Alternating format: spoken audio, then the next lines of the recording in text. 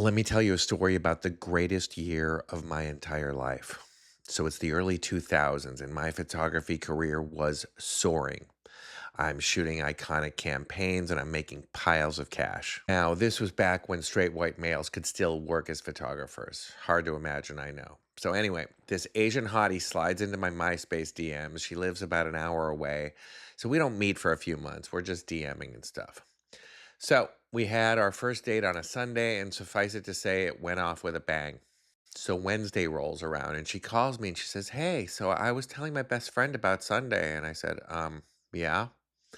And she said, "Well, she's only been with one guy, and she said he was really bad. So I wanted to ask if I could bring her this Sunday, and you can have us both." And I'm like, "There's no way."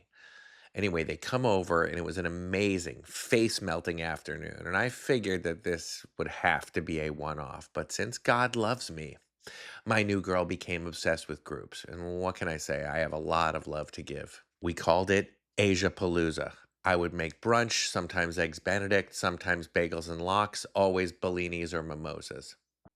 Now, depending on who was available, it would be a threesome, foursome, or even sometimes a fivesome. I was the luckiest SOB in Los Angeles, and I couldn't tell anyone. Why? Because humans suck and everybody would try to ruin it. My motorcycle friends were pissed that I couldn't ride on Sundays. They said I was pee-whipped, which was true. Same with my golf friends, same with my clay shooting friends. And if I told any guy or girl, they would ruin it because that's what humans do. So anyway, we settled into this regular foursome, one Chinese, one Japanese, one Korean. So one morning, about 3 weeks in, I wake up early to get groceries and I got an idea. So I jumped onto my Norton motorcycle and I rode to Hollywood Boulevard and I bought 3 pairs of extra small white ladies' briefs from American Apparel. Then I went down to Supply Sergeant, which was the local Army Navy surplus store on Hollywood Boulevard. And I bought one China, one Japan, and one Korean flag patch.